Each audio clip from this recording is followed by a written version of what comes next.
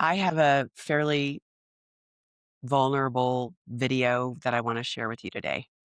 Um, Several years ago, like 17. Oh my God.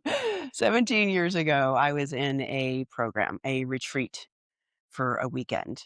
And one of the exercises in that retreat was they got a group of people together and they gave them a list of items, and you had to put the items in the correct order or your group would die. And so they took everybody in the room and they broke them into these groups, and then they gave them a certain amount of time, and they all had to come to an agreement on what order these items had to be placed in order for you to actually survive. And I use something called the internal guidance system. A lot of people don't know about that. I like check in with myself to find my truth and so forth. And I used my internal guidance system to go through the list, and I discovered the order that felt opening. And I'll explain more about what that is if you don't even know who the heck I am. I'm Zen Crier de Brook, by the way. But the most important thing about this vulnerable moment was that um, I was one of two people in the room who got the order correct. Except the difference was that the other person who got the order correct was able to convince their group to accept the order that the items were in, and they lived. And I, even though I had the order correct and I felt opening from my internal guidance system that I had the order correct, I only tried to convince the people in my group. And then as soon as they argued or came up with a conflict, and it became a conflict of any kind, I quit and just arrogantly and kind of rebelliously, and honestly, shitty, in a shitty way, backed out of sharing my wisdom. And at the end of the exercise, they asked if anybody else in the room had the list of items in the correct order, and I raised my hand. And they brought me up to the front of the room and asked me why my group died. And it was because I wasn't willing to fight or be in conflict. And I was also arrogant. There was an arrogance of like, fine, if you don't want to listen to me, fine. And they lambasted me. They yelled at me. And I don't blame them for yelling at me, because the big thing that they were yelling at me about was, you have gifts and you know things and you're not sharing them. And they're right. And I've been teaching the internal guidance system for over 23 years. This is my life's work, and it works. I've taught over 40,000 people. I've not had it fail anyone. That's pretty damn remarkable. What the internal guidance system is when you get a lump in your throat or a tightness in your chest or a sick feeling in the solar plex of your stomach here. That means that what you're thinking is not true or not going to happen. And the thoughts that are happening in that moment are old, what I call stress themes and stress defenses from your childhood. So the way that our brain works, I'm going to give you just a little bit of a training here for a second so I can explain where my vulnerability is and why this is so important. When you're young, your brain, your mind is trying to be loved and acknowledged and to be kept safe. And in our households, our parents did not know about that at all. I mean, my goodness, it wasn't until the 80s that self-development really even started. So for most of us, I'm a Gen Xer. Woo, Gen Xer. Sorry. I'm proud of being a Gen Xer. Our parents didn't know how to do it any better. And so we develop these patterns. You have developed these patterns of stress themes, things that always you're on high alert about. Like for me, one of them was when I moved out of the house and I finally had a roommate. If the roommate was on his way home, if the kitchen wasn't clean, I would start panicking because if the kitchen wasn't clean when I was a kid, my mom would come home and be enraged. But if the house was clean when my mom came home, she would be mellow and things were okay. That would be a stress theme. And the stress defense is keeping a house clean. Well, we are carrying these stress themes and these stress defenses through our lifetime, and they're destroying our lives. They're causing stress, anxiety, being a control freak, overwhelm, frustration, irritation, all of these different things. That email comes in from your boss, and you don't even have to read the email. Your whole body goes into an amygdala response of, I'm in trouble, because anytime one of your parents would come into the room and say, what are you doing? And you're like, nothing. They would say, well, I'm going to find something for you to do. Or if all the girls in the corner in fifth grade were talking, they would then turn on you and start kind of picking on you. And now anytime you're around a group of women and they're talking, you have this fear response. Or if your husband comes in and doesn't say hello, then that's just like when your dad came home in a bad mood and didn't acknowledge anybody in the family, and you knew you were in for a bad night. Maybe he was going to drink a 6-pack or more of beer and yell and scream at everybody. We have these stress themes where our mind is constantly in high alert. Now, the reason why I told the story in the beginning is because I really am afraid of coming out into social media and sharing the things that I know that will save you. I'm not going to say it's going to save your life, but it'll bring your life to a place of where you're actually happy and full of joy. And there are some very big things that I want to share with you today. And if you're willing to stick with me, there's some important things that I want to tell you that are on the list of how to survive this world. And if you wait till the end, I'm going to give you an opportunity to experience what I'm talking about over the next 5 days and show you what it's like to not live from the stress themes and defenses that your mind created to keep you safe when you were little. So, rule number 1, okay? Anytime that you are triggered, and by triggered, I mean afraid, worried, frustrated, irritated with somebody, but anytime you're in uncertainty, can't make a decision, you're in doubt, you're procrastinating, you're feeling defensive or even offensive, you want to take yourself away from the situation. I'm going to take my toys and go home. That's being triggered, okay? These triggers happen automatically. You do not have control of them. It does not matter how many books you read. They'll give you great little nuggets and have little things that'll happen. It doesn't matter how much therapy you do. I'm going to say something very controversial. This is me not fighting for what I know. Therapy doesn't work. Repeating and talking about things in your life doesn't work. I'm going to give you something right now in this moment that will work. The things that you would go to therapy, and I love therapists. I have a lot of friends who are therapists, and I can tell you that even my therapy friends say therapy doesn't work. They're like, I can't get rid of trauma of these people. They've got to go do something else. So the things that you come and complain about your spouse or your work or your coworker, or why you can't succeed, or the financial problems that you're having, or all the ways in which you think you're broken that you talk to your therapist about, it feels good to talk about it and you get a little bit of a relief, but it's not going to solve the problems that you have, because the problems you have are ingrained from the stress themes and the stress defenses you picked up when you were a kid. So here I'm going to go back to my point. Any time that you are feeling triggered inside, that means that what you're thinking is not only not true, but it is your stuff that is coming up. You see, this is the way it works. The world around us is a mirror. And it is reflecting back to us things that we can't see.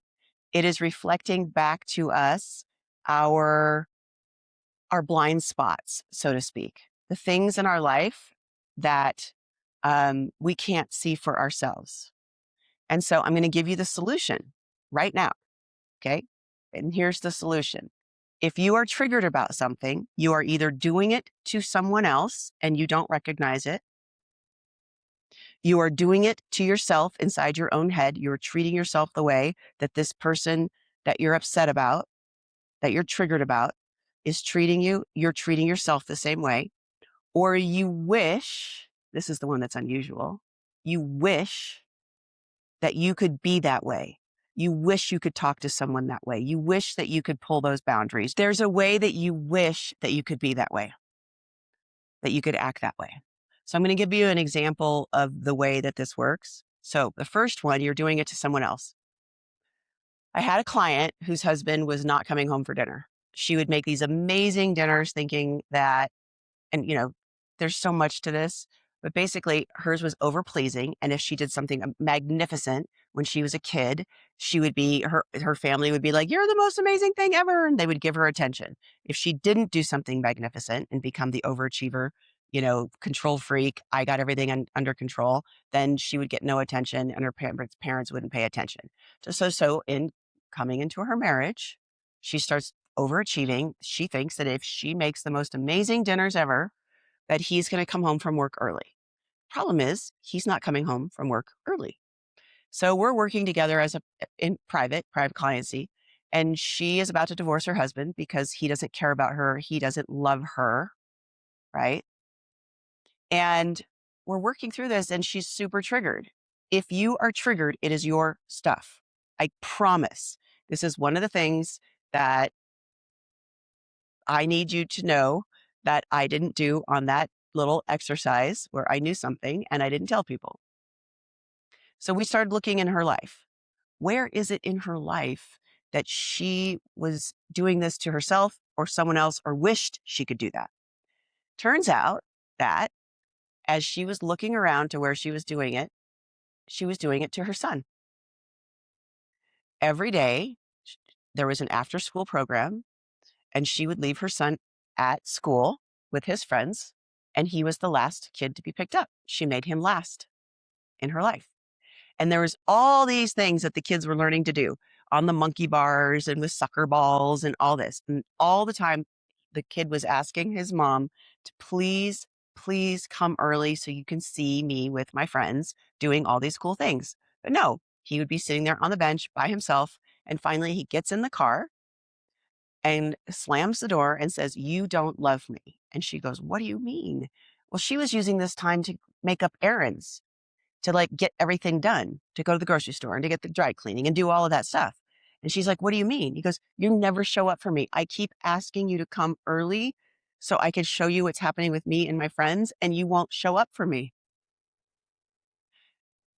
She called me up and said, "That's exactly how I feel with my husband. He won't show up for me. I keep doing all these amazing things and he won't show up. He stays at work." So she started showing up early. Now, this is the crazy part. And this is the part that's really important. The world around you is a mirror. And when you change, when you witness something and you change the way you interact with the mirror, it's like a kaleidoscope. You know those old kaleidoscopes that were filled with jewels, and you turn the picture and the picture changes? When you change something on the inside and you use the internal guidance system to know how to change so that the picture itself becomes positive, when you change something, the world around you changes. This is how you control the world around you. It's not about manifestation and the law of attraction. Okay. I am not a big fan of manifestation and the law of attraction. I think that it has been warped. And for all of you people out there who believe in it, I love you. I praise you, but this works more.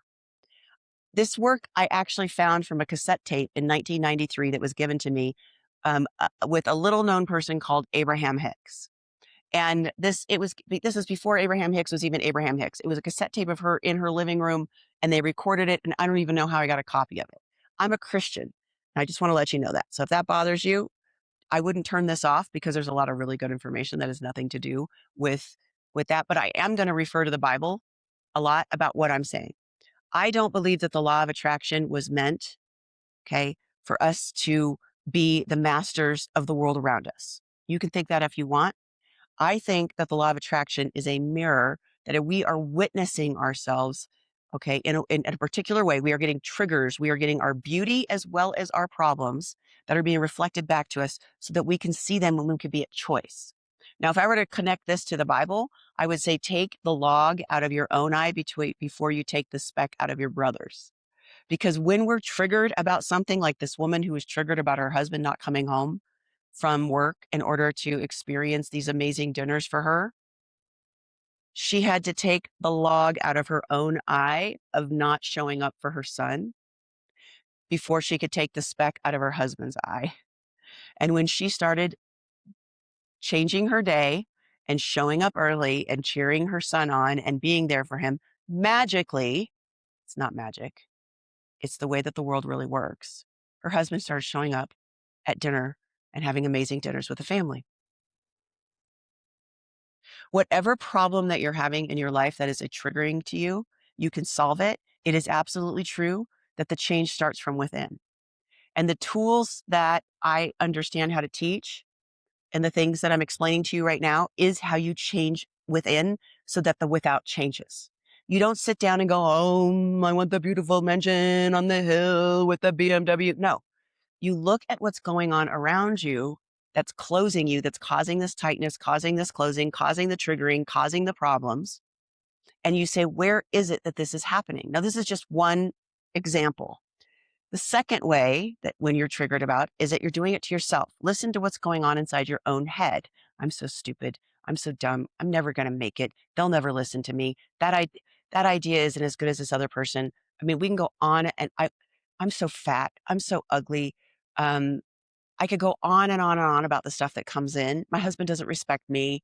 My best friend doesn't show up for me ever. Like they haven't called me back because they're mad at me. I mean, there's so many head noises. And I'm going to get to that in a second about your personal head noise. Look when you're triggered about something you're witnessing in someone else, look and see if you're doing it to yourself. If someone's not showing up for you, they keep canceling on you. Are you canceling on your workouts? If someone's not listening to you, are you not listening to yourself and what you're telling yourself about what your dreams are and what you're able to do? And then the last thing, which seems a little bit complicated, but it's really fascinating actually, is that when we're little kids and we're growing up, we get all these rules. This is how you have to be. This is how you have to talk. Don't be too loud. Um, Always say thank you. There's all the ways in which we're like, that person's rude or that's right. So here's an example. I had a client who had been working for a company for like 30 years. And this younger woman came in. They didn't work under each other. They were just kind of at the same level. And she was always late to work. She would take long lunches. She would take personal days. And so we're coaching. And she would come in and she was like, I hate this girl. She is so rude. She is the worst worker. I can't believe that they are not firing her. And we've had a good 30 minutes of venting. And I'm listening deeply. I'm listening for the closings and I'm listening for the patterns, right? And I was like, you're triggered. You're either doing this to yourself, someone else, or you want to be doing this yourself. She goes, well, I get to work every single day. It's been 30 years. I don't even think I've ever taken a sick day. And she was going on and on. And I said, you want to be able to take personal days. You want to be able to come in late. You want to be able to go and take long lunches. And she's, I would never do that. And I'm like, why? And she goes, because it's just, you're a bad worker if you do that. I was like, well, is she getting in trouble, this woman? She goes, no. I'm like, why don't you try it? Why don't you try taking a personal day? I could never do that. False rules given to her by someone else. So I was like, try it. So she takes personal day. Nobody says a word. She comes in late. Nobody says a word. She takes the long lunch and gets her nails done. Nobody says a word. She comes in, she goes, you mean for 30 years? I could have been more relaxed and not like, because her stress to get to work on time and all the pressure she put on herself and just the whole thing was so miserable for her. The interesting thing about when you solve a trigger, it's that kaleidoscope, like I talked about, that changes, right? This woman got transferred to another department within about like 2 months. They never worked together. First of all, it stopped bothering her because now she's taking it. It was actually, there's a gratitude in it. She actually was feeling like, God, I'm so glad she showed me that I didn't have to have such a stick up my butt. Um, but the other piece of it was when either the trigger will stop bothering you, the person will stop bothering you, or uh, they just disappear. They're no longer there because the people and the triggers that we have in our lives, they're a part of our mirror for a reason. They're showing us something that's in the way of our spiritual development. They're showing us exactly what needs to be shifted that we need to look at. And so when you have the tools and you understand how to read the world around you, like, why is this challenge happening?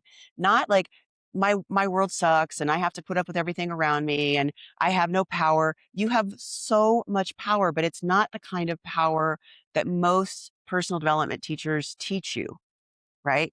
The power in itself is in polishing your soul that I can kind of think of as a dark piece of coal into a diamond. And a diamond comes about with pressure. Okay. And pressure looks like triggers. It looks like places in our lives where we're really uncomfortable. And when you understand what to do with that uncomfortable feeling and you know the rules of the game, you know how to fix them yourselves. And I promise you that this works. The stuff that I teach you works. Okay. So that's number one. Number two, the thing that you need to know is that life happens in a spiral, not a straight line. It doesn't go A, B, C, D, all the way to Z. And so you have a problem, you fix it, and it's gone. This is another big issue that people believe in their life. And so what happens is you have an issue and it comes back. And then you're like, what is wrong with me? I am broken. I'm still dealing with the same BS. No, life happens in a spiral. In fact, the most important thing is, are you spiraling down or are you spiraling up? Either way, life is happening in a spiral.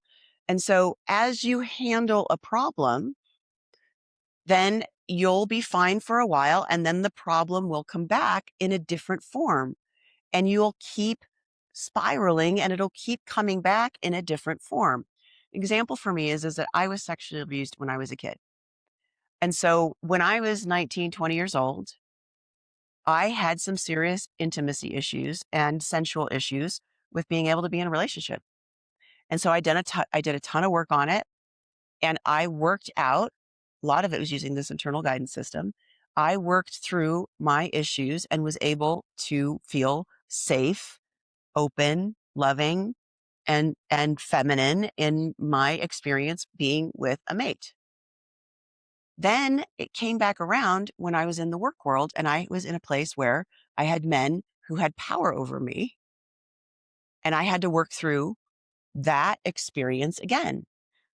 It's not that I didn't handle the experience of the problems that came from being sexually abused in that way when I was a child. It's that it's a different form. And then the spiral came back around when I had a child. And I realized how little I was when the person did the things that they did to me. And I watched my little one walking around and thinking, oh my gosh, how could somebody ever do that? There are things that happen like your finances, where you think you have your finances all worked out, and then there's something happens and there'll be a new financial challenge. All right. Or maybe you think you got your marriage worked out, or maybe you think you got your body worked out. You finally get your body in shape and the spiral happens and something else will occur. It doesn't mean you're broken. It means you're ready for the next level of growth. And so once you actually realize that, the shame spiral, which is a spiral that causes us to go down, okay, ends and you're like, wow, I'm ready for a new level of growth. I'm ready for a new level here. And every time you move through a new level, of the spiral, magic happens. Miracles and synchronicity and growth and expansion comes after you handle that experience. The other thing I want you to know is there's this whole thing about you're never given more than you can handle. And that actually is true to a certain extent. Okay. But I know a lot of people who have been through so much that I'm not quite sure. And this is, I'll be honest with you. If I'm not quite sure about something, I'm going to tell you. Okay. Cause my job is to not keep selling you the next course and the next course and the next course. My job, in my opinion, is to teach you how to use the internal guidance system so that you have enough discernment and wisdom to handle anything in your life that comes along your way and that you don't need a teacher anymore.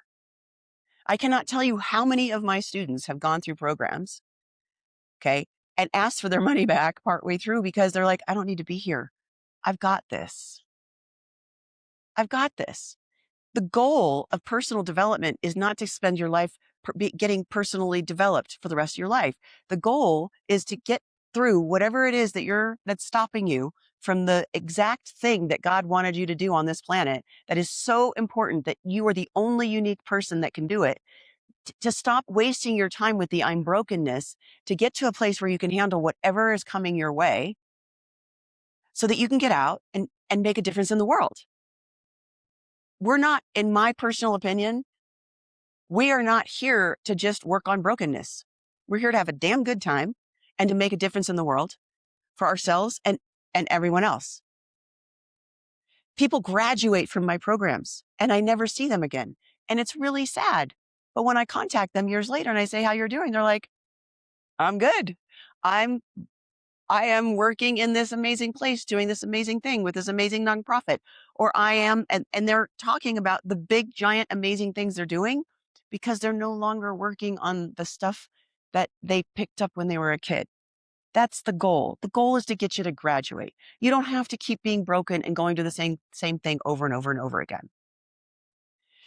The other thing that you need to know is that no matter how many retreats you take, there's some really good ones out there that are somatic that actually do work.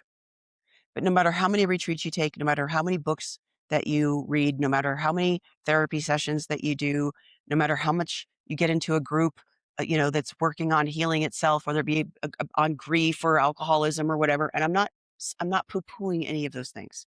I am not saying that you shouldn't do those things. But what I am saying is they will not stop the stress themes and the stress defenses that get triggered. Those are innate knee-jerk reactions that are in the subconscious mind that throw you back from your prefrontal cortex into your amygdala because it was a childhood thing that you learned. And you go from, oh no, here's the theme, the thing that is dangerous, immediately to here's what solved it when I was a kid. Hiding under my bed, screaming and yelling at my dad to stay away from my mom, pretending that nothing was happening. Whatever the stress defense is the thing that's still there, and it will still happen. It will happen at work. It'll happen in your marriage. It'll happen when you're by yourself and you're driving in your car and you get that email. It will happen because you cannot reprogram the mind by putting more information in the mind. All right. It is the body that updates the mind. You are wasting your time. I am not saying that those things are not valuable. I'm just saying that when you leave on Sunday night and then you expect that that your life has now changed, and by Wednesday, Thursday, Friday that week, you're doing the exact same thing, it's because you didn't change anything. When you feel your internal guidance system, when you feel a lump in your throat and the tightness in your chest and the sick feeling in the solar plex area, okay, that means that there is a thought that is that old programming. There is an old stress theme coming up. Now, when you go past that initial one, you go into the defense. That's when the dysfunctional behavior begins. And that's another way to say, oh, I've gone past just the initial theme and I am now in the dysfunctional behavior that is sabotaging, creating problems, that is doing the things in my life that don't work for me. All right. The key is that the body updates the mind. What do I mean by that? You get the email, boom. You don't even know what the email says. You just know it's from somebody who's in power. And usually they're a jerk to you. They could be saying something completely nice, but your mind goes, uh-oh, and your body tightens. Okay. In the tightness, you stop and you recognize I'm in an old pattern. And the old pattern of what I'm thinking right now is not true. right? Not true. Now you have to find the new thought. The second you find the new thought, the body releases. You will physically feel the expansion. That expansion then changes the thought. That is the old stress theme that you picked up as a child. It literally reprograms the neural pathway. It also moves you from the amygdala back to the prefrontal cortex where you are clear thinking adult again. Now, the coolest thing about this is the more that you catch the closing that throughout your day, you don't have to do anything special. You're like, oh, I closed. What am I thinking? Okay, that's not true. Then there's practices that I teach where you're like, oh, I'm feeling irritated. When you're irritated, I'm irritated with this person. That means what I'm thinking right now is that they cannot or will not ever change. What is it that I think cannot or will not ever change about my spouse? That's what irritation is. And then you look at what you think can't change. And then there's a quick, fast practice to go through about how you want it to be, what conversation to have. It's super simple. It's a lot more simple than you think it is. Okay. And you can feel the opening, the new neural pathway happens. For years, my husband and I had an issue about him taking out the trash. This is just an example. I would ask my husband to take the trash out, and our trash cans were out by our garage, and our garage is separate from our house. And so he would be getting ready to go out to the garage, and I would say, hey, can you take the trash out? And he would give me this shitty attitude. And I would be really mad because I do a lot of work around the house and I'm asking him to do something very simple, which is on his way out. I'm like, this is so simple. You just grab the trash and go. So for years, we had this thing that was happening between us. Finally, one day, I've asked him to take the trash out and he's left. And here I am with my little blue scrubby sponge and I'm cleaning the kitchen and I'm scrubbing the counter and I'm like, you can imagine what was going through my head about him. And finally, I realized I was like, oh, I'm closed. Super tight, which means what I'm thinking is super not true. That he is disrespectful and I have to do everything and I can't ask him to do anything. And he's selfish and all these things were not true. When I sat down to do some of the exercises that I teach, I couldn't quite figure out what was really going on. I couldn't find an opening. So I sat him down in a calm moment and I asked him, hey, I want to talk about you taking the trash out. And of course, immediately he went, and he got that feeling. Maybe you recognize this with some people in your life. And I asked him, no, I'm serious. I'm really closed and upset about you not taking the trash out. When I'm like, hey, can you just take it out? Because you're on the way to the car. I don't understand what's going on. Why do you give me such attitude? It doesn't make any sense to me. He goes, I'm clean. I only have a certain amount of time to get to where I'm going. The trash is filthy. I have to take the trash out. And then I have to come back in and wash my hands because touching the trash is filthy. And I have to pick up all my stuff. And now I'm late and I'm mad at you. And then the last thing that he said was, those darn trash bags, we have to tie a knot in the trash bag and my fingers are fat and I never get the knot right, which means it doesn't go over. It's either too short and then I have to undo the knot and it takes me forever. And it's the most frustrating thing. And you only do it when I'm about to go somewhere and it makes me late. My husband hates being late. All these years I was being the jerk and I didn't know it. So we came up with a system. All I care about is when the trash is full, it gets taken out. Can you pay attention to that? And then I get the trash bag thing. I don't have a problem. I tie it right every single time. Just put the trash bag on top, just so I know that the trash doesn't have a bag in it. And I'll do the trash bags for the rest of our marriage. There are thousands of things in your life where you do not know what's going on and your stress themes and your stress defenses are running you. They're running you in the middle of meetings at work. They're waking you up at 3:00 in the morning. Okay? The only way to get rid of them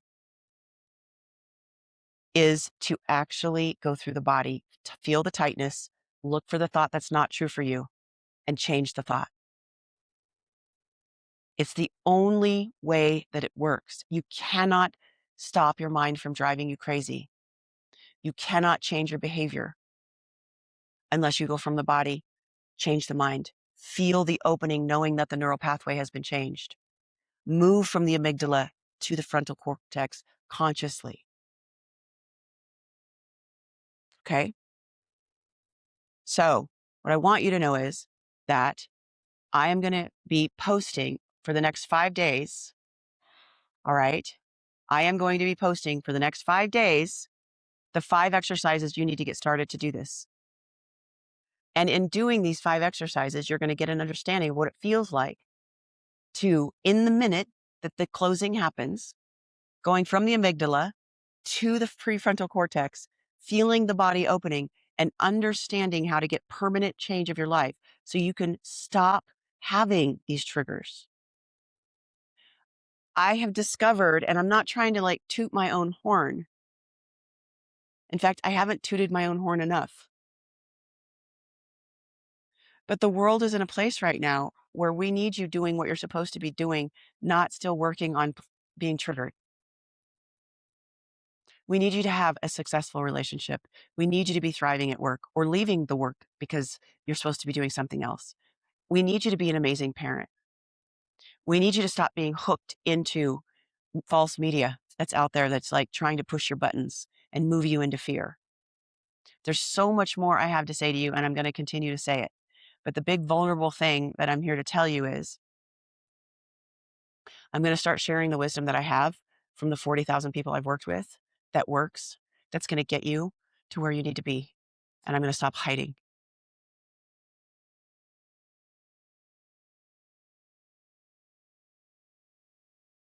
I'm just not going to let the people in my group die because I didn't share what I know. So all you have to do is do this quick video that you're going to get wherever you see this video right now, because I'm posting it in a bunch of different places. Wherever you see this video right now, there's a bunch of kids. I'm out by my pool house and there's a whole bunch of kids getting ready to go swimming. So if you hear that beautiful laughter in the background, that's what that is. Wherever you see this, if you show up tomorrow and you do the video, you're going to feel a difference. And if you do it for the next 5 days or however long it takes you, you're going to feel the difference. And in feeling the difference, you're going to actually get the things that make a big, giant difference in the world. So that's what I have to say. Show up here tomorrow, watch the video, follow me. And I promise you, I'm going to give you all the things that I know that work so that you can graduate from personal development and get on with your life. Because you're not here to just spend your entire life fixing things that your mind thinks are broken and being triggered. You're actually here to do some pretty exquisite and extraordinary things. And I think you know that. It's just that you're distracted and you can't seem to get past certain things. And we're going to get you past those certain things. My name is Zen Crier de Brook. If you want to find out more about me, go to fearfreehuman.com. You can also find me on YouTube. You could find me on all kinds of different places. But the biggest place you can find me is fearfreehuman.com. I can't wait to spend more time with you. I'm going to give you everything I got. Go forth and have an amazing night. Thank you for listening.